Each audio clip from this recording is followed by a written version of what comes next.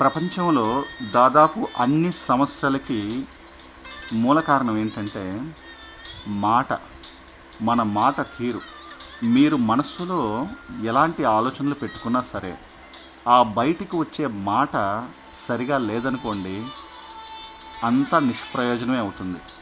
అన్ని రకాల సమస్యలు మొదలవుతాయి అన్నమాట. సో మాట తీరు సరిగా ఉండాలంటే మనసును నియంత్రించుకుంటూ ఉండాలన్నమాట. మనసును నియంత్రించుకోవాలంటే శ్వాస మీద ధ్యాస పెట్టాలి, అనగా ధ్యానం అనేది కుదురుగా కూర్చోవడం అలవాటు చేసుకోవాలన్నమాట. ఆ కుదురుగా కూర్చోవడం అలవాటు చేసుకుంటే నిలకడగా మన మనసుని, మన ఆలోచనల్ని, మన ఆవేశాన్ని అన్నిటిని అదుపులో ఉంచుకోగలం అన్నమాట. ఆవేశం వల్ల నష్టపోయేది మనమే. మన శరీరంలోని అవయవాలన్నీ కూడా వాటి మీద చాలా ప్రభావం పడుతుంది.